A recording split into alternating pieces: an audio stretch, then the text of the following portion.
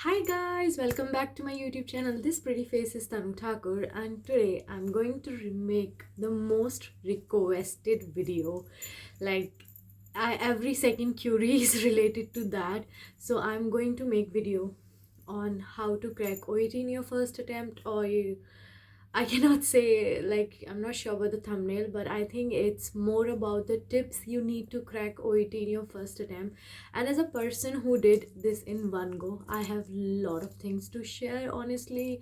And at the end of the day, it's your hard work. And you know what?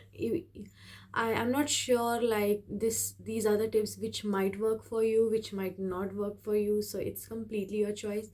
I am addressing this one video, like I'm making this video for some of the people who are really interested in knowing, like, about the tips and how it goes and all that hustle. Without doing further ado, let's move into the video. And disclaimer is here that I wanted to make this video in Hindi because a lot of message that I have received, they wanted me to speak in Hindi, particularly when I'm talking about the process coming into UK. So okay, as commanded, as requested, I will be speaking in Hindi. So yeah, without doing further ado, let's get into the video. So guys, the very first question, okay, तो सबसे पहला जो question मेरे को आता है और मेरे फ्रेंड्स या कोई भी पूछता है, जूनियर सीनियर और आइदर ऑन इंस्टाग्राम और समवेयर, लाइक आइल्स और ओईटी, तो दोनों में से क्या चूज़ करना चाहिए एंड क्यों। तो सबसे पहले आई वुड सजेस्ट कि ये आपकी ही चॉइस है, आपको क्या मतलब चूज़ करना है। And IELTS I think 15,000 rupees का एग्ज़ाम है अगर प्राइस में कंपैरिजन कर रहे हैं, और OET 35,000 का।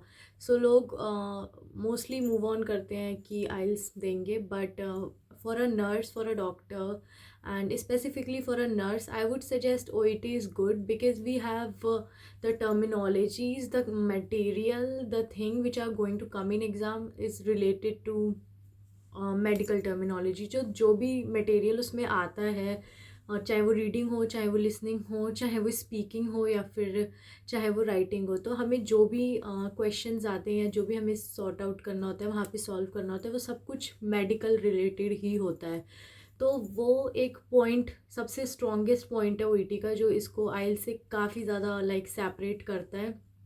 So the first thing is कि डोंट थिंक अबाउट प्राइस कि हाँ 35,000 है, अगर एक बार में नहीं हुआ तो दोबारा देने के लिए 35,000 is a big deal. And I to understand that, I use to have that fear in me also, but when I choose like OET, then I realise कि हाँ आइल से इसलिए बेटर है क्योंकि आपकी सबसे पहली बात, आपकी जो लैंग्वेज हम उसमें यूज़ करते हैं वो काफ़ी हद तक आप अंडरस्टैंड कर सकते हो, क्योंकि वो मेडिकल टर्मिनोलॉजीज़ होती हैं और काफ़ी कुछ रिलेटेड, लाइक प्रेजेंटेशन रिलेटेड होता है, जो ऐसे ही टॉपिक्स पे होती हैं, लाइक डाइटरी थिंग्स पे होती हैं, या फिर किसी चीज़ पे रीसेंट रिसर्च हुई है जो मेडिकल रिलेटेड है, हेल्थ केयर रिलेटेड है, उसी चीज़ पे वो चीज़ें बेस्ड होती हैं। तो मुझे ये सबसे स्ट्रॉन्गेस्ट पॉइंट लगता है OET चूज़ करने का, कि जो भी मटेरियल आपको मिलने वाला है आप काफ़ी जल्दी उसको अंडरस्टैंड कर सकते हो, क्योंकि वो सारा का सारा मटेरियल ही आपका हेल्थ केयर रिलेटेड होता है। तो वो चीज़ों को अंडरस्टैंड करने में, उसका आंसर करने में, वो चीज़ें आपके लिए ईजी कर देता है। तो आई थिंक मेरा स्ट्रॉन्गेस्ट रीज़न OET चूज़ करने का यही था, क्योंकि मुझे भी आइल्स के बारे में ही पहले पता था। तो मैंने जब अपने फ्रेंड से डिस्कशन किया था, उसने मुझे ये बोला था कि इसका प्लस पॉइंट ही गाइस ये है कि we have this health care related material, health care related stuff and questions which you are going to answer in the exam. So it makes you no it makes these things quite easy for you in order to answer, in order to crack, in order to did it in your first go. And where is IELTS? I don't know about IELTS. मैंने ना IELTS आज तक कभी exam properly देखा है ना like दिया है, तो मैंने पहली बार ही OET चूज़ किया एंड वो हो गया। So IELTS is more about, I think it's on wider level। and मेरी friend से मैंने जो भी पूछा था, and one of my friend has cracked IELTS in order to come here. It was his choice to do IELTS and he did it. तो IELTS is on a more wider level and बहुत सारी चीज़ें काफ़ी uncertain हो जाएंगी आपके लिए अगर आप IELTS की साइड जाते हो। If you are strong enough, you are confident enough कि you can do that thing on wider level, you have that good command on your English language, then you can do it. So camera fixation करने चली गई थी मैं, या तो I was saying कि आइल्स काफ़ी वाइडर लेवल पे आ जाता है, एंड आपकी इंग्लिश पे कमांड उतनी अच्छी है, मतलब वो ओईटी के लिए भी चाहिए, but the verbs like the grammar you need little bit higher as compare to OET, although दोनों का लेवल बिल्कुल सेम है, बट ये होता है कि इसमें मेडिकल टर्मिनोलॉजीज नहीं आती, तो उसको अंडरस्टैंड करना एक एग्ज़ाम के स्ट्रेस के मोमेंट में शायद आपको सिट बैक करा दे, लाइक आपको थोड़ा सा पीछे कर दे, आपके चांसेस जो है थोड़ा सा कम कर सकते हैं। And to be honest, disclaimer here is that this is my personal perspective, I don't know आप क्या सोचते हो, आपका कैसा क्या है, ये मैंने अपने टाइम पे सोचा था जब मैंने चूज़ किया था इन दोनों के बीच में से, which is I am sharing over here. So yeah the thing is that कि आप इसको आइल्स को जब आप चूज़ करते हो तो I think it's on more uncertain side, and it's on more like you need to explore a lot in English grammar, in English vocab, so it's completely your choice, and I don't know much about that, so I cannot comment enough on this topic. So coming back to OET is much more understandable, but yeah, it's pricey and it's expensive as well, if I would say, and but ये है आपकी chances जो हैं OET crack करने के because of the language increases somehow, although at the end of the day it's the practice, it's the your practice, your hard work that matters, और आपकी कितना अच्छा कमांड है पर्टिकुलर सब टेस्ट पे, ये भी बहुत डिपेंड करता है। तो this is the reason I chose like OET, because my friend suggested it, and second what my research gave me like a lot of I did a lot of research, and that suggested me to go for OET instead of going for IELTS, and I chose to, like I went for OET then and there. The second thing that arises is how to crack OET in first attempt. तो ऐसा कुछ भी like I would not से कि ऐसी कोई भी book है इस पर, ऐसी कोई भी हमारे पास दवाई है जो हम घोल के पियेंगे तो वो एक गो में क्रैक नहीं हो सकता है, या एक गो में क्रैक हो सकता है। It is up to you, आपकी प्रैक्टिस है और आपकी कमांड है honestly, and it's more about smart work rather than going for hard work. Yeah, there is that thing, hard work, obviously you need to do hard work, but smart work is more accessible and more go through when you need to crack OET.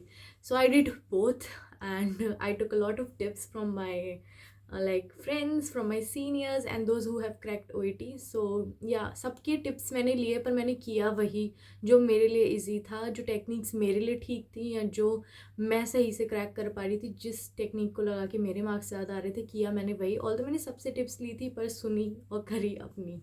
तो the very first thing, अगर हम start करें particular सब test से तो काफ़ी ज़्यादा लंबी वीडियो हो जाएगी, but coming to the point, मैं जो भी एक्सप्लेन कर सकती हूँ इस वीडियो में। तो सबसे पहला था reading. I was struggling in reading, honestly reading ही इकलौता ऐसा बचा था जिसकी वजह से मैंने एग्ज़ाम 15 days लेट बुक किया था, because I was not sure about reading, and I was so confused कि पता नहीं रीडिंग हो भी पाएगा कि नहीं। Although part A was good, part B was good, and part C में मेरे मार्क्स कम आ रहे थे, जिसकी वजह से मैं काफ़ी कंफ्यूज थी कि मुझे ये एग्ज़ाम बुक करना चाहिए कि नहीं, because obviously the thing was same with me as well, that it is a 35K exam, and it is a lot of money honestly for one exam, and that to be आप उसके लिए sure नहीं हो। तो फिर तो मैंने reading में काफ़ी ज़्यादा प्रैक्टिस की है ऑनेस्टली, मैं यहाँ पे झूठ कुछ भी नहीं बोलना चाहूँगी। मैंने एक वीक का ब्रेक लिया था अपनी कोचिंग से, and I did my own research. सबसे पहला मैंने E2 OET का चैनल फॉलो किया है through out my OET journey, and मैंने जो भी ब्रिटिश पॉडकास्ट थे वो सुने, जो भी ब्रिटिश लाइक अगर मूवीज़ थी वो देखी, एंड जो भी British newspapers and research papers थे, एंड मैंने काफ़ी सारी वेबसाइट्स पे जाके वो न्यूज़पेपर रीडिंग स्टार्ट की, वो आर्टिकल पढ़ना स्टार्ट किया, उन्हें अंडरस्टैंड करना सीखा, स्पेशली फॉर रीडिंग। तो मैंने जो भी लिंक्स फॉलो किए थे रीडिंग के लिए, मैं उसको आई होप मैं डिस्क्रिप्शन में फाइंड करके मेंशन कर पाऊँ, because I have lost all my data and अभी मेरे पास कुछ भी रीडिंग का एक मटेरियल, एक भी चीज़ नहीं बची हुई, किसी भी चीज़ का कुछ नहीं बचा ओईटी रिलेटेड, सब कुछ डिलीट हो चुका है। तो I don't know, I will try to find. And आप वैसे ओईटी की वेबसाइट पे जा सकते हो, उन लोगों ने काफ़ी ज़्यादा मेंशन कर रखा होता है कि आप कौन कौन से न्यूज़ लेटर्स, आप कौन कौन से रिसर्च पेपर्स पढ़ सकते हो जो आपकी रीडिंग इम्प्रूव करती है। और कहीं ना कहीं आपको काफ़ी अच्छा आइडिया भी हो जाता है कि लाइक ये लेटेस्ट है, ये लेटेस्ट है, आपको इससे रिलेटेड अंडरस्टैंडिंग डेवलप कर सकते हो। तो वेरी फर्स्ट इज़ रीडिंग के लिए मैंने एक हफ्ते का ब्रेक लिया था, जब मैं 1.5 मंथ करने के बाद भी मेरे मार्क्स नहीं आ रहे थे सी पार्ट में।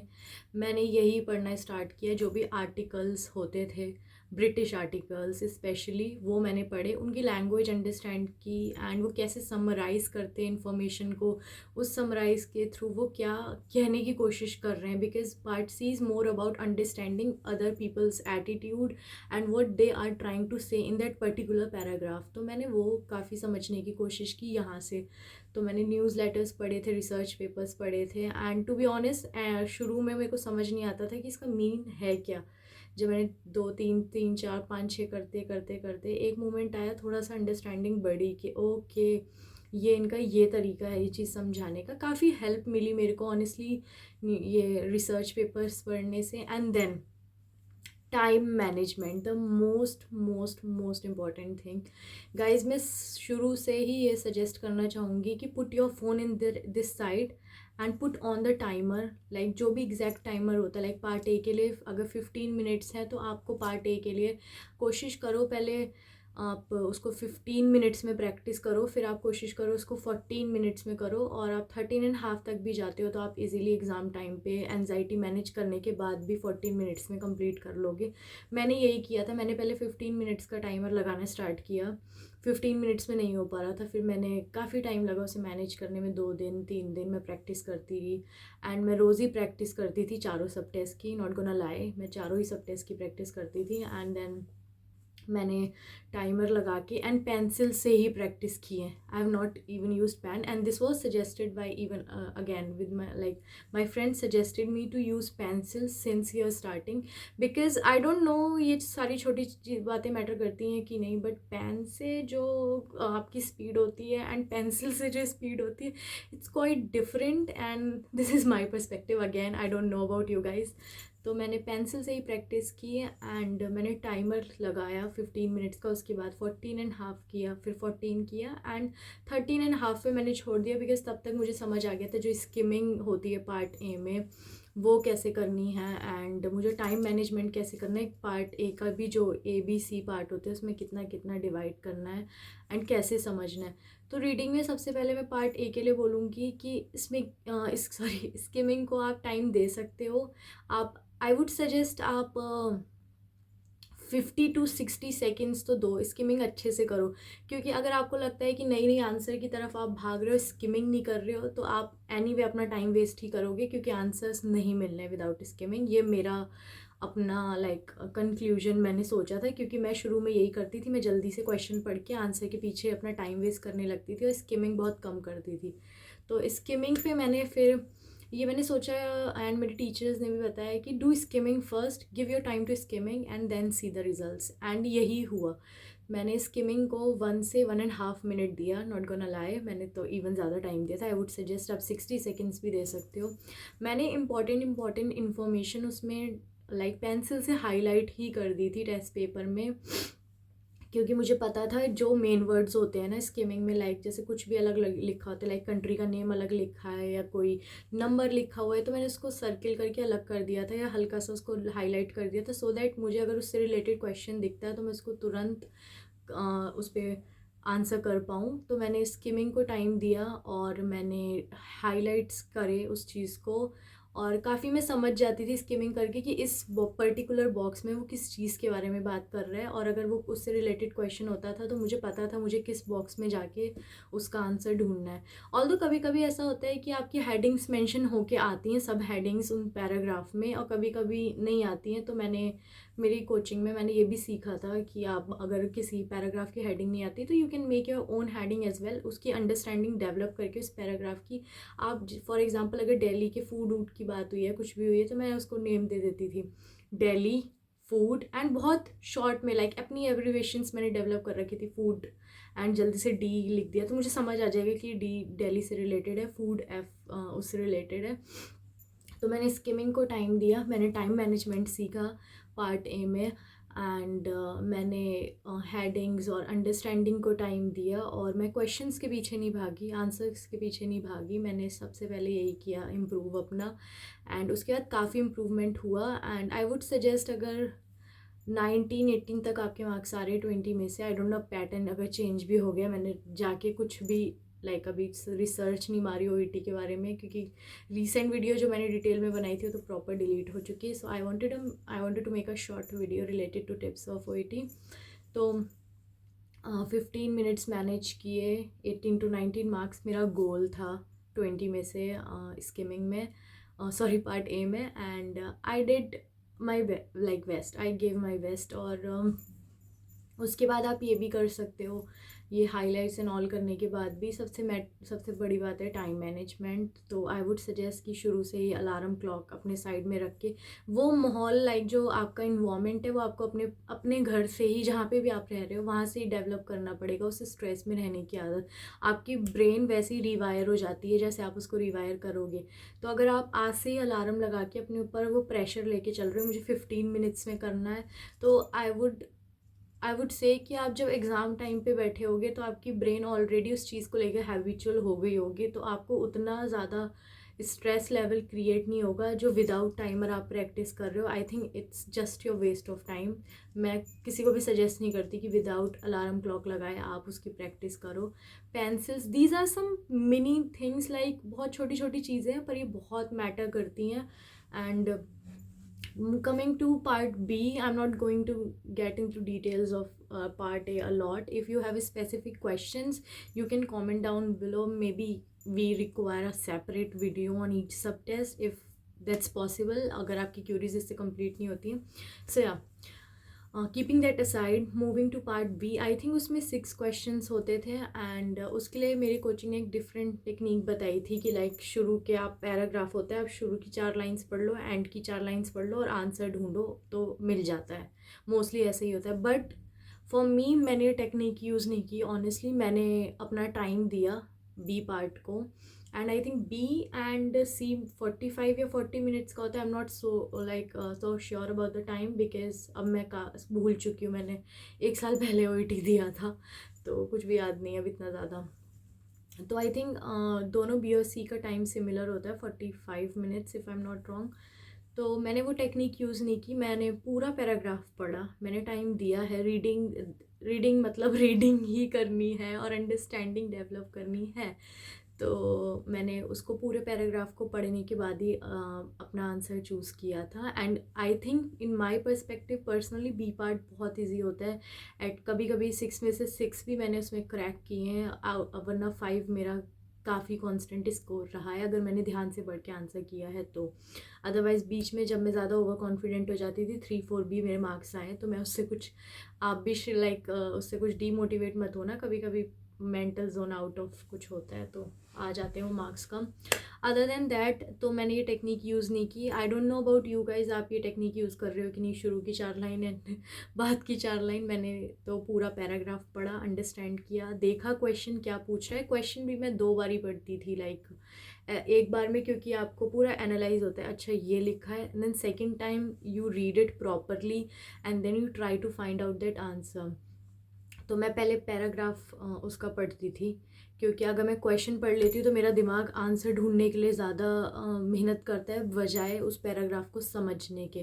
तो मैं क्वेश्चन बाद में पढ़ती थी एंड सबसे पहले मैंने पैराग्राफ पढ़ा, ओके ये कह रहा है, देन मैं क्वेश्चन पढ़ती थी। अब हमें इसके बारे में पता करना है, तो जब आपकी अंडरस्टैंडिंग डेवलप हो जाती है आप इजीली पता कर लोगे कि ये चीज़ कहाँ पे मेंशन है, किसके बारे में इस पैराग्राफ में बात हो रही है। तो I think B part is more about, firstly reading and then reading the question and answering the question. This was my technique I discovered and find it feasible for me. I don't know कि और लोगों की और भी techniques होंगी, maybe वो use करते होंगे. This is my personal tip I would like to give. तो मैंने ये फॉलो किया था।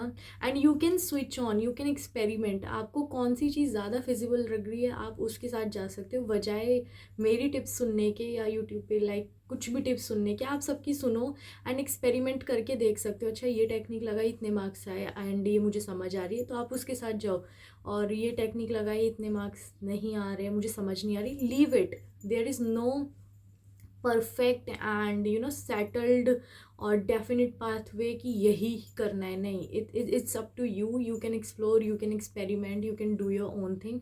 We are just here sharing our thing, like मैंने क्या किया था और उसने क्या किया था, जो भी हम लोग कंटेंट ओईटी से रिलेटेड यूट्यूब पे होगा, सब ने अपनी अपनी टिप्स अपने अपने तरीके शेयर किए, so it's completely your choice.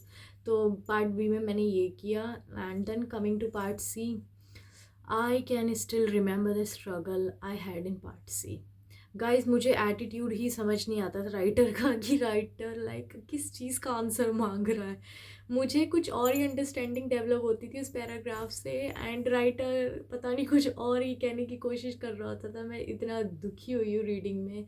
मैंने सारे सब टेस्ट 1.5 मंथ में पूरे पता था मुझे क्रैक हो जाने, बस रीडिंग को लेके मैंने अपना एग्ज़ाम बुक नहीं किया था, मुझे पता था कि रीडिंग कहीं ना कहीं मुझे लटका सकती है। तो पार्ट सी के लिए जो मैंने सबसे पहले बताया, मैंने न्यूज़ लेटर्स पढ़ना और हेल्थ केयर रिलेटेड जो भी स्टफ़ था, स्पेशली ब्रिटिश बेस्ड, क्योंकि ये आप यूके आ रहे हो ऑब्वियसली, तो इनकी लैंग्वेज, इनका एक्सेंट डिफरेंट है और इनका वे ऑफ टॉकिंग भी कुछ चीज़ों को कहने का तरीका बहुत शॉर्ट है बट काफ़ी ज़्यादा कह जाते हैं। तो आई थिंक रीडिंग, आप ब्रिटिश चीज़ों पे अगर ज़्यादा रीडिंग पे फोकस करोगे तो ज़्यादा बेटर रहेगा। So I would suggest you going to OET website, वहाँ पे उन लोगों ने लिंक मेंशन कर रखे हैं, आप उन लिंक्स पे जाके जो भी हेल्थ केयर रिलेटेड स्टफ़ है वहाँ पढ़ सकते हो। एंड एक बारी पढ़ोगे 110% नहीं समझ आने वाला, until unless you guys are Albert Einstein, I don't know, I had my own struggle. तो मुझे एक बार में पढ़ने में तो कुछ भी समझ नहीं आया था उस पर, एंड सेकेंड टाइम लाइक थोड़ा कुछ समझ आया, थर्ड टाइम। एंड देन ये नहीं है कि आपको उसको रटना है, it just to make you practice, आपकी ब्रेन अगेन, आपकी ब्रेन रीवायर हो जाती है वैसे ही कि अच्छा ये पढ़ के अंडरस्टैंड करना है, ये पढ़ के अंडरस्टैंड करना है, तो इसकी क्या अंडरस्टैंडिंग डेवलप हो रही है। और उसमें क्वेश्चन आंसर्स कुछ भी नहीं है, just to make you habitual of reading, it just to make you habitual of understanding what that specific person is trying to say. तो पार्ट सी मैंने उसकी वजह से इम्प्रूव किया। उसके बाद मुझे पार्ट सी को लेके मुझे eight the end of the day exam तक भी श्योरिटी नहीं थी पार्ट सी में होने क्या वाला है, but I still remember part C में मैंने कुछ ऑप्शन टिक कर दिए थे, देन मेरे पास टाइम बचा हुआ था 15 minutes, I think somehow changed my result. मैं 15 मिनट्स में गई, मैं श्योर नहीं थी अपने आंसर्स को लेके, मैंने दोबारा जाके उस पूरे पार्ट सी को, लाइक पार्ट ए और बी दोनों डिवाइड होता है, पार्ट ए का पढ़ा मैंने, अपने 2-3 आंसर्स चेंज करे थे दोनों ही जगह। एंड आई थिंक 16 क्वेश्चंस होते हैं पार्ट सी में, तो मैंने 4 क्वेश्चन पार्ट ए के चेंज किए, फिर 4 क्वेश्चन सी के ही पार्ट बी में चेंज किए, मतलब जो सेकंड वाला होता है। And I think that change the game for me in reading. तो रीडिंग का मेरा यही टिप्स रहेंगे ऑनेस्टली कि टाइम दो, अंडरस्टैंड करो उस चीज़ को और हैबिट डेवलप करो। जो इन्वायरमेंट एग्ज़ाम में होने वाला है अभी से क्रिएट करोगे तो it would be best and best for you. And other than that, read read and read books, and अगर आपको पसंद है पढ़ना तो it's good for you. I love reading books, but it's on a specific site which was not going to help me in my reading exam. तो मैंने books की site कम ही switch किया था। एंड जो रीडिंग की हैबिट मैं specially जो develop की थी वो न्यूज़लेटर, हेल्थ केयर रिलेटेड जो रिसर्च पेपर्स होते हैं उनसे ही थी। एंड बाकी मैंने अपने एक्सपेरिमेंट किए, देखा मेरे लिए क्या ज़्यादा बेटर हो रहा है, मैं किस चीज़ से ज़्यादा स्कोर कर रही हूँ, मैं उस चीज़ की साइड गई rather than following specific channel step, specific person step, और you can call it whatsoever, back is dead at this point. तो रीडिंग, आई होप ये सारी टिप्स भी आपको हेल्पफुल लगी होंगी। Give the time, like give the time to those particular parts, उन्हें time दो, उन्हें पढ़ो, अंडरस्टैंड करो, क्वेश्चंस के आंसर देने के पीछे मत भागो। जब आप एक बार उस चीज़ का लेवल, उस चीज़ का एटीट्यूड, पर्सपेक्टिव समझ लोगे वो क्या कहने की कोशिश कर रहा है, तब आप आंसर आराम से दे दोगे और करेक्ट आंसर दोगे। To be honest, correct answer दोगे rather than going and hustling for answer and giving the wrong answer and messing up your exam. I would not suggest that. Take your time and specially give your time to reading, because reading क्या exam है तो वो expect करेंगे understanding develop हो आपकी read करने की। And specifically यहाँ पे भी कहीं ना कहीं आपको हेल्प तो कुछ नहीं मिलती ओईटी से ऑनेस्टली, बट काफ़ी काफ़ी पॉइंट तक, लाइक स्पीकिंग की आपको काफ़ी हेल्प मिलेगी, लिसनिंग से आपको काफ़ी हेल्प मिलेगी। British accent is so different guys, and मेरा भी थोड़ा इधर पे आके वर्डिंग्स वगैरह प्रॉपर अलग ही हो गए हैं। तो या ये इनका एक्सेंट डिफरेंट है। ब्रिटिश पॉडकास्ट सुन सकते हो आप, and read for reading I would suggest that. other than that it's your choice. I don't know, this might help you, this might not help you, so no offense. Moving to speaking. So speaking, तो आपको कुछ भी, सबसे पहले मैं यहाँ से biggest जो मिथ है कि you have to have that accent in order to crack your speaking, no you don't have to. And अगर आप वो फेक एक्सेंट लेके आ रहे हो एग्ज़ाम के टाइम पे, it's somehow going to spoil your exam and you might not able to crack that subtest particularly. तो जैसी आती है जो उनको भी पता है कि ऑब्वियसली हम इंडियन है, हम शुरू से यहाँ ब्रिटिश इन्वायरमेंट में नहीं रहे हैं, तो हमारा एक्सेंट वैसा नहीं होगा, and they completely understand that, even OET understands that. तो वो आपसे ये एक्सपेक्ट नहीं करते हैं। पूरे क्राइटेरिया में कहीं भी एक्सेंट मेंशन नहीं है कि अच्छा ये होता है ये होता है। हाँ, आपका जो अपने पर्टिकुलर एरिया का एक्सेंट है, आप थोड़ा सा उसको इम्प्रूव कर सकते हो अगर आप चाहो, और थोड़ा सा नॉर्मली बोलना है, उसमें कुछ भी ऐसा हाई फाई कुछ भी नहीं बोलना। तो सबसे पहले स्पीकिंग में the very first thing is learn and understand the criteria. जो भी पैराफ्रेजिंग से लेके या जो भी क्राइटेरिया था, I don't remember now, and मैंने उस टाइम पे क्राइटेरिया पूरा याद कर रखा था, ये क्राइटेरिया है एंड मुझे कौन सा पॉइंट कहाँ पे अप्लाई करना है, I knew at that point. और ये मैंने प्रैक्टिस करके सीखा है, क्योंकि जब मैंने एग्ज़ाम के लिए कोचिंग स्टार्ट की थी तब मेरे को कोई आइडिया नहीं था। 1 1.5 2 हफ्ते तक मैं बिल्कुल आउट ऑफ माइंड थी कि ये एक्चुअल में है क्या, मुझे करना क्या है, इसमें कुछ भी समझ नहीं आया था। तो अपने आप को टाइम दो, स्ट्रेस नहीं लेना, फिगर आउट कर लोगे ये सारी चीज़ें। तो स्पीकिंग या आपको आई वुड सजेस्ट क्राइटेरिया याद होना चाहिए, एंड आपके मार्क्स ऑब्वियसली क्राइटेरिया के बेसिस पे लगने हैं। Try to cover as much as like ये criteria you can in your speaking time. तो जब आपके पास क्यू कार्ड आता है, आपको 3 मिनट्स मिलते हैं, हम 2 क्यू कार्ड आएंगे आपके एग्ज़ाम में, सामने एक बंदा बैठा होता है, and regardless of like gender, पता नहीं फीमेल भी हो सकती है एंड मेल भी हो सकती है। तो यहाँ पे आपका माइक्रोफोन रखा होता है and then this person is sitting. और मैं आपको ये बता दूँ, जब हम प्रैक्टिस करते हैं कोचिंग में, तब आपके टीचर तो आपको आंसर दे देते हैं, कॉन्वर्जेशन इनिशिएट करने की कोशिश करते हैं, but when you are in exam, सामने वाला बंदा, मेरे टाइम पे ऐसे हुआ था, सामने वाला बंदा कुछ बोल ही नहीं रहा था, बहुत कम बोल रहा था, एंड मुझे पता था मुझे अपना क्राइटेरिया कवर करना है। मैंने अपनी साइड से अपना क्राइटेरिया कवर करने की कोशिश की। उसने ना क्वेश्चंस इतने ज़्यादा पूछे थे मुझसे, ना कुछ भी एज सच हैपनिंग नहीं किया था जो मुझे कोचिंग में प्रैक्टिस करी थी मैंने। तो ये तो मेंटली प्रिपेयर होके जाना कि सामने वाले बंदे पे कि वो पूछेगा, इतने ऐसे पूछेगा तो मैं ऐसे बोलूँगा, नहीं, you have to prepare yourself कि आपको कैसे क्राइटेरिया कवर करना है, आपकी टेंशन है, उसने एग्ज़ाम क्रैक नहीं करना, वो सिर्फ एक काइंड ऑफ एक्टर है जो आपको कॉन्वर्जेशन वो करने के लिए बैठा है, जो कि वो बहुत कम करता है। And honestly I hate that point, you are there to just not to set to initiate that conversation. और इसकी वजह से कई लोग थोड़ा टेंशन में भी आ जाते हैं कि अरे ये तो बोल नहीं रहा, मैं क्या बोलूँ। यही चीज़ आपको पहले से प्रिपरेशन करनी है कि सामने वाला बंदा कोई कोई अच्छा भी हो सकता है। मेरे टाइम पे ये हुआ था और फ्रेंड्स के टाइम पे भी यही हुआ था। तो आई डोंट नो कि अब कैसा क्या सीन है, अब तो 1 साल हो गया मेरे को। तो हाँ, सामने वाला बंदा कम भी बोलेगा, आप अपना क्राइटेरिया कवर करना, वो आपकी कॉन्वर्जेशन को जज करेंगे, उनकी कॉन्वर्जेशन को जज नहीं करेंगे। तो मैं वो कम भी बोली थी, बट भी मैंने 3 मिनट्स जब मुझे क्यू कार्ड के लिए मिले थे, मेरे को पता था, मैंने लिख लिया था पेंसिल से। और आप देख के क्यू कार्ड में बोल सकते हो, कोई प्रॉब्लम नहीं है। वहाँ कोई कैमरा नहीं लगा होता जो देख रहा है कि आप वो कर रहे हो। आपका ये आप देख सकते हो, देख के पढ़ सकते हो, कोई प्रॉब्लम नहीं। बस स्पीकिंग का जो आपका फ्लुएंसी है, जो आपकी स्पीकिंग की स्पीड है, वो अफेक्ट नहीं होनी चाहिए आपके देखने से। तो आप देख के बोलो, कोई प्रॉब्लम नहीं है। आपको पेंसिल मिलेगी, रबर मिलेगी, रेजर मिलेगी, अंदर 3 मिनट्स का टाइम मिलता है, टाइमर रखा होता है, माइक्रोफोन है। वो टेस्ट भी कराते हैं कि आप चेक करके देख सकते हो। टेस्टिंग के लिए थोड़ा सा इंट्रोडक्शन लेंगे, उससे डरना नहीं है, जस्ट वो टेस्टिंग के लिए इंट्रोडक्शन होता है। या सो सॉरी फॉर दैट। तो हम यहाँ पे पहले मैंने पेंसिल से मेंशन कर लिया था, ये भी मैंने over the period of time सीखा है।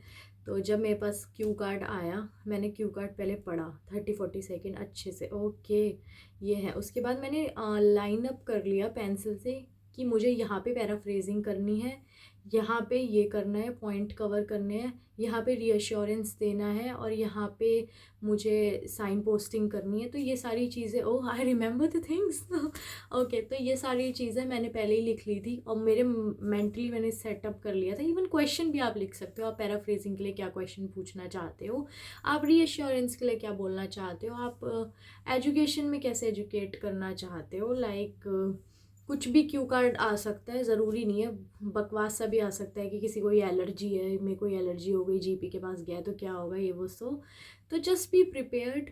और आपको बहुत हाई फाई मेडिकल टर्मिनोलॉजीज़ मत यूज़ करना, क्योंकि आपको ऐसे अज्यूम करना है जो सामने बंदा बैठा है, he has zero knowledge about medical terminologies. तो try to be as simple as you can, rather than going कि इतने हाई फाई टर्मिनोलॉजीज़ यूज़ करके कुछ आप इंप्रेशन क्रिएट नहीं करोगे। It is somehow going to decrease your marks, क्योंकि उस बंदे को कुछ भी समझ नहीं आना। जो इवन इन रियल लाइफ हम बहुत कम मेडिकल टर्मिनोलॉजीज़ यूज़ करते हैं, हम लेमन लैंग्वेज ही और सिंपल लैंग्वेज ही यूज़ करने की कोशिश करते हैं ताकि सामने उसको समझ आए। तो वो शो ऑफ हाई फाइनेस मत करना, and go for more like simple subtle, but at that point वो काफ़ी फ्लुएंट भी लगनी चाहिए। आपका स्पीकिंग का जो स्टाइल है वो बहुत मैटर करता है। And you can practice in front of mirror, you can listen and lot of podcast, you can speak and have speaking practice with your friend who is doing the same thing in case. And हमें पूरा criteria याद करने के बाद paraphrasing कैसे करते हैं ये सीखो। साइन पोस्ट, जब ज़्यादा बड़ा क्यू कार्ड आ जाता है तो मैं सबसे पहले साइन पोस्टिंग करती थी कि firstly I am going to explain you about that, then we would like to move on to your health education related to your respiratory disease, than we would be talking about medication that you need to cure your respiratory disease. तो signposting से आपके marks भी हो गए, और आपने एक सामने वाले को एक पूरा क्राइटेरिया दे दिया कि हम इस सेंस में बात करने वाले हैं, हम इस सीक्वेंस में बात करेंगे। उससे आपके मार्क्स भी बढ़ते हैं, आपकी कॉन्वर्जेशन भी ईजी हो जाती है, एंड आपका वो टॉपिक भी कवर हो जाता है, एंड आप स्पीकिंग भी अच्छे से कर सकते हो क्योंकि आप मेंटली प्रिपेयर्ड होते हो। पहले ये बोला है, सेकंड ये बोला है, थर्ड ये बोला है, फोर्थ ये बोला है। एंड साइन पोस्टिंग ये नहीं शुरू में उठा के ही आपने बोल दिया, लंबे क्यू कार्ड्स ज़्यादा डिटेल होती है तब साइन पोस्टिंग यूज़ करते हैं, या एक दो पॉइंट कवर करने के बाद, पैराफ्रेजिंग करने के बाद आप साइन पोस्टिंग कर सकते हो, और रीअश्योरेंस से पहले कर सकते हो। ठीक है, तो ये डिपेंड करता है, this things like comes in to you through practice. आप प्रैक्टिस करोगे, सब अपने आप एक्सप्लोर कर लोगे, अच्छा ये ऐसे कर सकते हैं, नए नए तरीके डेवलप करोगे। मैं बहुत बेकार थी स्पीकिंग में, like not in the speaking style, like how to cover the criteria, I was pretty much bad at that. So I somehow learned and I applied this technique, and my teachers like they were so good, and especially Ambuja ma'am help me a lot with speaking. उनने मुझे criteria कैसे cover करना है and lot of thing उन्होंने बहुत अच्छे से मेरे को समझाया, एंड मैंने वो सीखा भी, प्रैक्टिस भी किया। मैंने किसी के साथ भी प्रैक्टिस नहीं की थी, मैंने कल ही प्रैक्टिस की थी मैम के साथ। हाँ, मैंने अपनी सीनियर के साथ प्रैक्टिस की थी, she was also in the same coaching, and एक दो फ्रेंड्स के साथ भी नहीं की थी, सिर्फ एक ही बंदे के साथ की थी ताकि मैसअप ना हो। और क्योंकि जब आप प्रैक्टिस करते हो, आप सामने वाले का भी सुनते हो, आप सामने वाले का स्टाइल अपनी स्पीकिंग स्टाइल में लाने की कोशिश करोगे, that might not suit you and might spoil और mess your exam and mess your marks also. तो मैंने ज़्यादा लोगों के साथ प्रैक्टिस की नहीं, सिर्फ एक ही इंसान के साथ की थी, दी के साथ की थी। एंड मुझे पता था मुझे अपने स्टाइल पे ही, अपनी स्पीकिंग स्टाइल पे ही रहना है, और मुझे कैसे कवर करना है ये सारा आप प्रैक्टिस के साथ ही सीखोगे। तो try to cover the criteria, try to learn those mini mini things, like ये छोटी छोटी, कि क्या क्वेश्चन पूछ सकते हो जब आपका इंट्रोडक्शन नहीं होता। लाइक कि कोई कोई क्यू कार्ड आता है जहाँ आपका नेम मेंशन नहीं होता, आप एक कम्युनिटी नर्स या आप एक सोशल वर्कर बन के जा रहे हो, तो आपको कैसे, कौन सा स्टेटमेंट आप यूज़ कर सकते हो अपने आप को इंट्रोड्यूस करने के लिए, क्योंकि आपको अगर सोशल वर्कर बन के भी गए तो आप डायरेक्ट किसी के यहाँ नहीं जा सकते। In order to have the conversation, you need to introduce yourself, you need to introduce your designation and who has sent you, why you are here, like all those questions। तो मैंने वो भी किया था, स्टेटमेंट्स कोशिश की थी कि मैं याद कर लूँ, एक दो स्टेटमेंट्स मैंने याद भी किए थे सोशल वर्कर रिलेटेड या कम्युनिटी हेल्थ नर्स रिलेटेड, तो उससे भी काफ़ी हेल्प हुई। मैंने डिफरेंट डिफरेंट टाइप के क्यू कार्ड प्रैक्टिस करे थे गाइस, ऐसा कुछ भी नहीं था कि मैंने एक ही क्यू कार्ड पढ़ा और डाइट्री वाला इजी था तो उसकी प्रैक्टिस कर ली। मैंने अनकंफर्टेबल चीज़ें ज़्यादा करने की कोशिश की ताकि मेरा ब्रेन रिवायर्ड रहे एग्ज़ाम में, कुछ भी अनसर्टेन होता है तो मैंने बहुत टाइप के क्यू कार्ड्स, मतलब जो भी ओईटी में हो सकते हैं पॉसिबल, 95% मैंने पहले ही प्रैक्टिस कर ली थी। ये आया तो ऐसे करना है, ये आया तो ऐसे करना है। तो आप कोशिश करो, ऑल द कंटेंट बहुत लिमिटेड है हमारे पास ओईटी का, बट जो भी है उसे डिफरेंट स्टाइल से प्रैक्टिस कर सकते हो, डिफरेंट तरीके से। उस सेम क्यू कार्ड को आप कितनी बार अप्रोच कर सकते हो, ये आपके एक्सपेरिमेंट पे, आपके एक्सप्लोर करने की टेक्निक पे डिपेंड करता है। तो मैंने सेम क्यू कार्ड की प्रैक्टिस की है, जो पुराने पुराने हो जाते थे, 2 दिन 3 दिन या एक हफ्ते पहले का क्यू कार्ड था, उसे दोबारा उठाया, दोबारा प्रैक्टिस किया कि मैंने इसमें ये चीज़ इम्प्रूव की, न्यू लाइन ये ऐड हुई है, न्यू स्टाइल ये ऐड हुआ है। तो I think main thing is criteria, then time management. I would suggest इसमें भी आप अपना अलार्म आपके सामने टाइमर चला के रखो, ताकि आपका आंखों की भी आदत हो जाएगी कि टाइमर चल रहा है, तो एनजाइटी जो लेवल क्रिएट है वो शुरू से ही रहेगा। एग्ज़ाम वाले दिन इतना आपको वो स्ट्रेसफुल नहीं लगेगा कि टाइमर चल रहा है, टाइमर चल रहा है, मैंने ये कवर कर दिया, ये कवर किया नहीं किया, तो ऐसा कुछ नहीं होने वाला। तो आई वुड सजेस्ट कि आप शुरू से ही वो इन्वायरमेंट, पूरा एटमॉस्फेयर बना के रखो जैसा एग्ज़ाम वाले दिन होने वाला है। देन ये मेरी टिप्स थी, और बहुत, अगर मैं पैराफ्रेजिंग के क्वेश्चंस की डिटेल में जाऊंगी, साइन पोस्टिंग के क्वेश्चंस की डिटेल में जाऊंगी, तो बहुत ज़्यादा लंबी वीडियो बन जाएगी, and I don't want to spoil that, and पता चले इतनी लंबी वीडियो मेरी मेहनत करने के बाद भी कोई ना देखे। Keeping that aside, third thing that comes is listening, and listening was like the easiest and the first thing I was good at was listening back then। listening मैंने इतनी जल्दी कर ली थी, मुझे पता था listening मैं आराम से कर लूँगी, कोई प्रॉब्लम नहीं होने वाली है। बिकॉज अगर आप सुनते हो सॉन्ग्स या अगर आप हॉलीवुड देखते हो, इससे काफ़ी इफेक्ट पड़ता है ऑनेस्टली स्पीकिंग, एंड बिना सब टाइटल के देखने की कोशिश करना। अगर आप लिसनिंग में कहीं भी स्ट्रगल कर रहे हो, आई would suggest do watch Hollywood movies, and specially on Britishers side जो इनकी वाली है, एंड इनका एक्सेंट समझने की कोशिश करना। और ये वर्ड्स वही बोलते हैं हमारे जैसे, बट एक एक्सेंट से एक एक्सेंट, एक टोन आ जाती है अलग, जिसकी वजह से आपको लगता है क्या बोलते हैं, मेरे को समझ नहीं आया।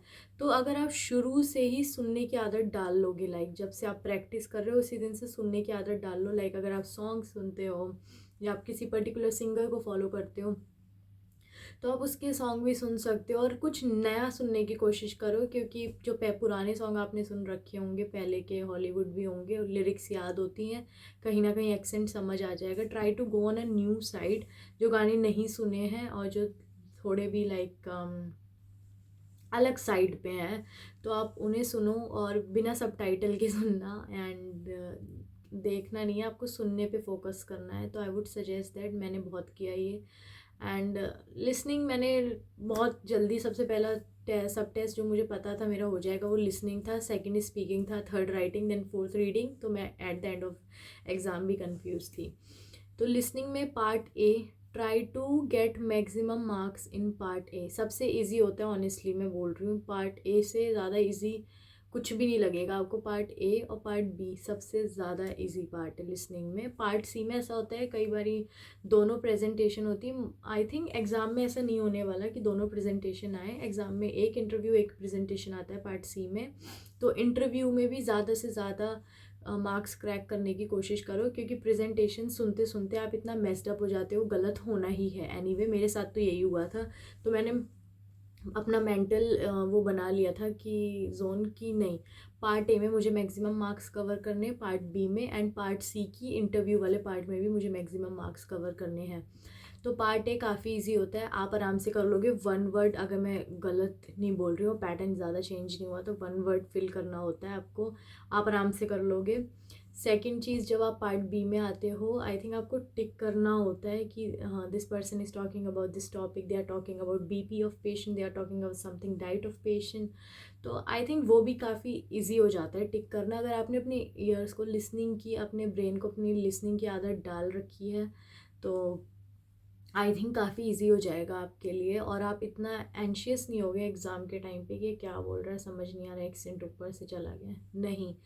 तो इतना हाई फाई सुनने की थोड़ी सी आदत तो डालो, थोड़ी सी नहीं। लिसनिंग में आप प्रैक्टिस चाहते हो, अगर अच्छे मार्क्स चाहते हो तो आपको सुनना पड़ेगा। And try to listen British podcast and do not turn on the subtitles, just leave it as it is.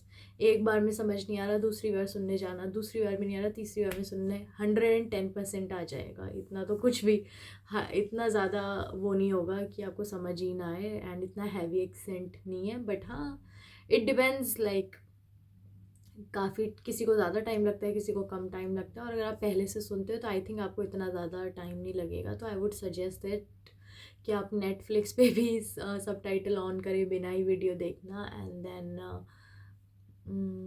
Songs, podcast and हाँ, मूवी, ये सारा मैं सजेस्ट करूँगी लिसनिंग के लिए। ऑल्दो मैंने लिसनिंग में ऑनेस्टली ज़्यादा मेहनत की नहीं है। मुझे सबसे इजीली जो चीज़ लगी थी, सबसे इजी लिसनिंग ही लगा था।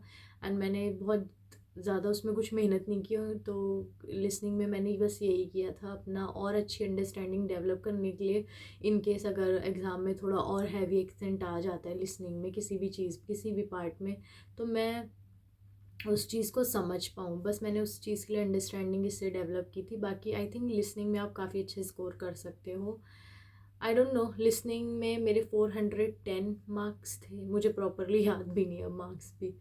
तो हाँ, मैंने लिसनिंग, मेरे सबसे ज़्यादा मार्क्स ही लिसनिंग में आए थे। तो मैंने ज़्यादा कुछ मेहनत उसमें की नहीं है, बस मैंने उनका एक्सेंट समझने की कोशिश की। And somehow it was little bit easier than other subtests.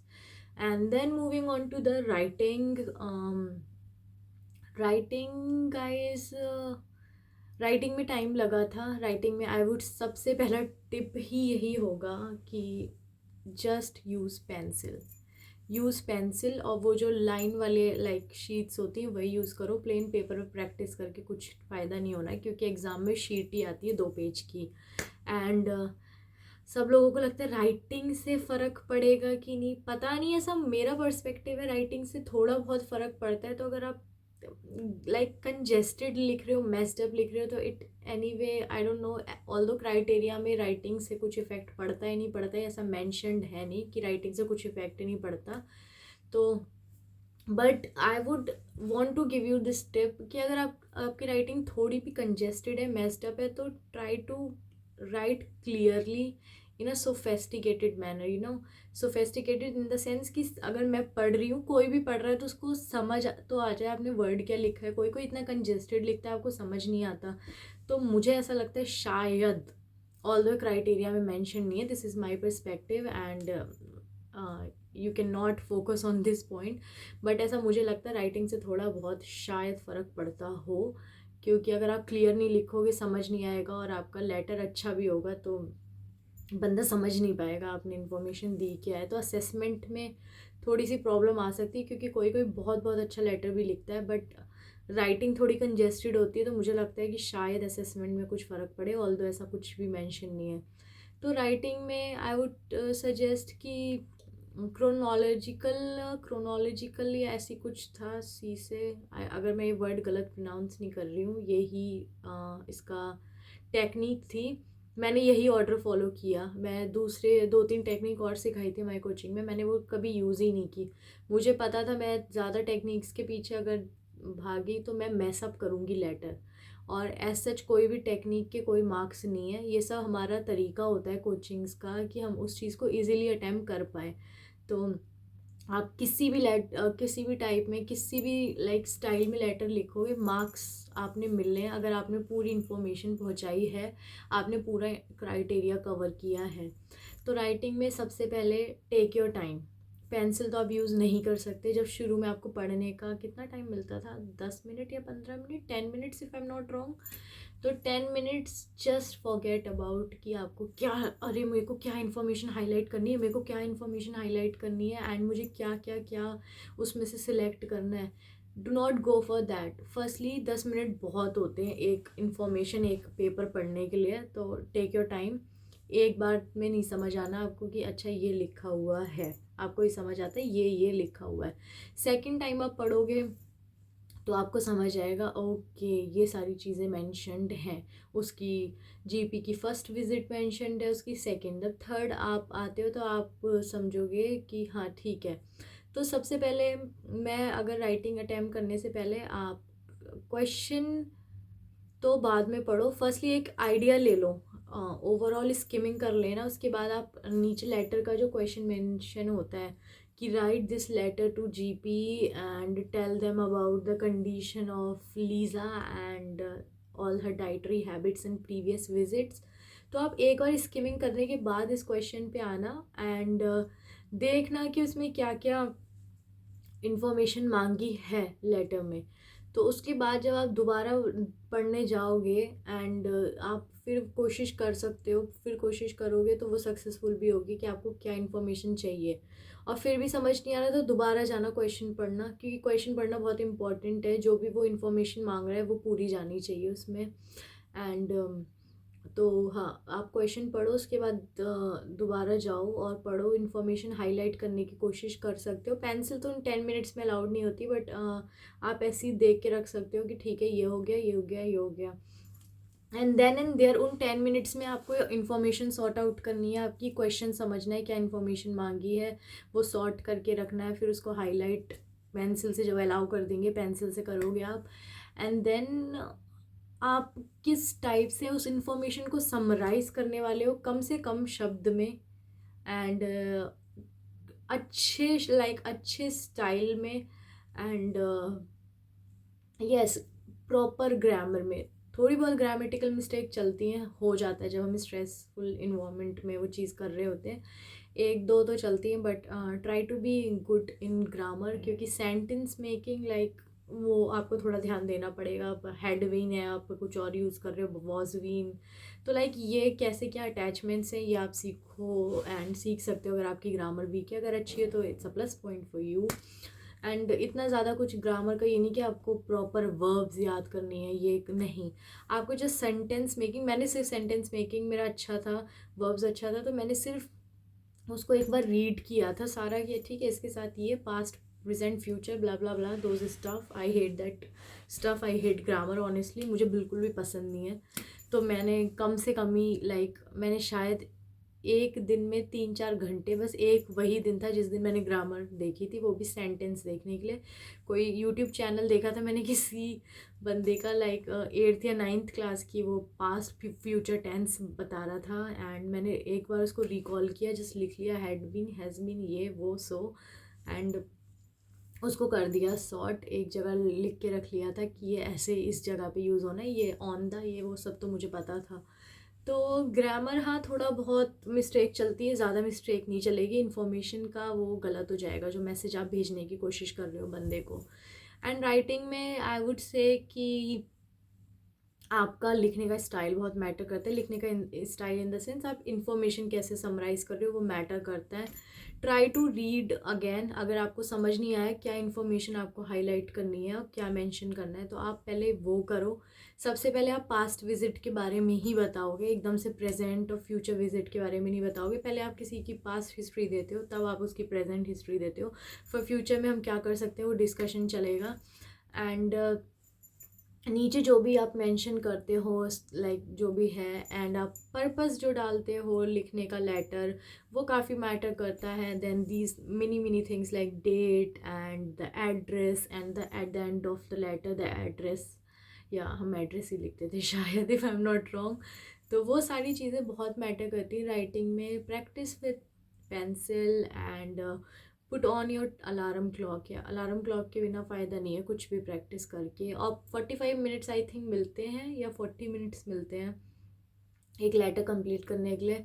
40 minutes he low, and कोशिश करो 38 से 40 मिनट्स में फिनिश हो जाए, ताकि 5 मिनट्स आपके पास रहेंगे। इरेज करके भी अगर आपको कुछ उसमें रीमेंशन करना हुआ तो आप कर सकते हो, तो 5 मिनट्स उस चीज़ के लिए बचा के रखना। और ये आदत डालो इरेज करके दोबारा लिखने की, जो स्पीड है ये भी आपकी जब आप पेंसिल से प्रैक्टिस करोगे तो हो जाएगी।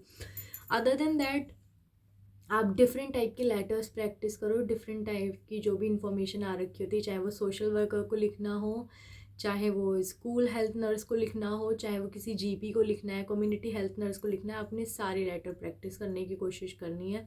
कम इन्फॉर्मेशन भी दे रखी है। मेरे टाइम पे जो लेटर आया था उसमें इन्फॉर्मेशन ही नहीं थी, लाइक मैं समझ ही नहीं पा रही थी मुझे लिखना क्या है इसमें। एक पेज में भी वो इतना स्पेस खाली बचा हुआ था, उसके अंदर मुझे स्कूल हेल्थ नर्स को लिखना था।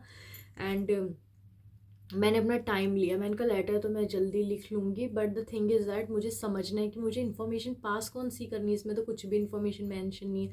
मैंने जब 2-3 बार पढ़ा तो मुझे एक अंडरस्टैंडिंग डेवलप हुई कि ओके ये क्वेश्चन है एंड ये इन्फॉर्मेशन पास करनी पड़ेगी, क्योंकि इस क्वेश्चन के अकॉर्डिंग ये इन्फॉर्मेशन नीडेड है। तो मैंने वो हाईलाइट की। फिर मैंने एक उसी ही पेपर पे जो टेस्ट पे आ रखा था उसी पे एक बॉक्स बना के उस पर अपना लिख लिख दिया था। इसमें शायद 1 मिनट ही लगेगा कि हाँ एड्रेस लिखूँगी मैं, यहाँ पे डेट लिखूँगी, फिर मैं यहाँ पे ये सब्जेक्ट, आई थिंक सब्जेक्ट होता है, पता नहीं मुझे याद नहीं, ये लिखूँगी। तो पर्पस जो था, पर्पस मैं ऐसे स्टार्ट करूँगी, मैंने मेंशन किया था purpose of writing this letter, या this is to inform you, या जो भी स्टाइल था उस टाइम पे मैंने वो लिख दिया था। फिर मैंने ऐसे डैश करके मेंशन किया कि मैं यहाँ पे ये इस दिन की इन्फॉर्मेशन दूंगी, फिर डैश किया कि यहाँ पे इस दिन की इन्फॉर्मेशन दूंगी, एंड देन कि मैं एंड अप ऐसे करूँगी। इससे क्या हुआ, जो मैंने रफ एक पेपर मार्क बनाया था ना अपना अपना प्रॉपर लेटर एग्जाम में लिखने से पहले, इससे मेरे को आइडिया लग गया। ऑल दो मेरे 1-1.5-2 मिनट जो भी वेस्ट हुआ डजेंट मैटर, बट इससे मेरी ब्रेन सेटअप हो गई थी कि मुझे इसके बाद ये इन्फॉर्मेशन देनी है, इसके बाद ये इन्फॉर्मेशन देनी है, एंड देन ये करना है। तो इससे मुझे काफ़ी हेल्प मिल गई, rather then like मैसिंग up at that point कि अरे अब मैंने ये लिख दिया, अब मैं क्या लिखूंगी। तो वहाँ पे आपका टाइम वेस्ट होना है, आपका इन्फॉर्मेशन वेस्ट होनी है, आप एनजाइटी में आके गलती करोगे। इससे बेटर है 1-2 मिनट देके एक रफ पेपर, रफ लेटर कह सकते हो, आई डोंट नो आप क्या कहोगे इसे, एक रफ पेपर मार्क या मार्क करके रख सकते हो एक बॉक्स में साइड पे लिख के पेंसिल से कि मैंने ये लिखना है, ये लिखना है, इसके बाद ये लिखना है। एंड इससे काफ़ी हेल्प मिली थी मुझे एग्ज़ाम टाइम पे भी। एंड अगर आप भूल भी जाते हो आप उसे देख सकते हो कि हाँ मुझे ये लिखना था एंड इसमें ये इन्फॉर्मेशन चाहिए होगी। इससे आपको पता ही चल जाएगा हेडिंग से कि आपको क्या इन्फॉर्मेशन चलनी चाहिए होगी। एंड आई थिंक यही सारी इन्फॉर्मेशन होगी जो मैं इस वीडियो में शेयर करना चाहूँगी। ऑलरेडी ये 1 घंटे की वीडियो हो चुकी है। आई होप गाइज अगर आपका कुछ भी क्वेश्चन है लाइक किसी भी सब टेस्ट से रिलेटेड तो आप कमेंट कर सकते हो और आप मुझे बता सकते हो। एंड आपको ये वीडियो हिंदी में कैसी लगी ये भी बताना। आई होप सबको समझ आएगी एंड आई होप ये टिप्स थोड़ी बहुत भी किसी की हेल्प करती हैं, तो it's like worth making this video. And do let me know if you have any of the tips, you can share in comment section, it might help someone। and कुछ भी अगर आप इसमें से टेक्निक या टिप्स यूज़ कर रहे हो तो मुझे बताना, and do share with me if it's like helping out with your marks and exam। so all the very best guys, and I hope जो भी OET नेक्स्ट मंथ देने वाला है या इस मंथ भी देने वाला है अच्छा हो जाए एंड क्रैक हो जाए उसका exam, because I know it's a lot of mental stress and it's all about your career. So काफ़ी टेंशन हो जाती है। स्ट्रेस तो मैं बोलूँगी हेल्दी स्ट्रेस लेना, स्ट्रेस अच्छा है बट इम्प्रूव करने के लिए आपका एग्ज़ाम मैसअप नहीं होना चाहिए। And like believe in your self, do positive thinking and practice positive thinking specially. And anxiety नहीं लेनी एग्ज़ाम के टाइम पे। एंड एग्ज़ाम का पैटर्न समझते टाइम भी कुछ नहीं समझ आ रहा तो एनजाइटी नहीं लेनी, कुछ भी ऐसा नहीं है जो ये ब्रेन समझ ना पाए। डिफरेंट लोगों की डिफरेंट वीडियो देख सकते हो आप उस चीज़ से रिलेटेड, डिफरेंट बंदों से उनका स्टाइल पूछ सकते हो, कैसे उनने उस चीज़ को टैकल किया वो पूछ सकते हो, कब कौन किसकी टेक्निक किसकी टिप आपको हेल्प कर जाए आपको भी नहीं पता।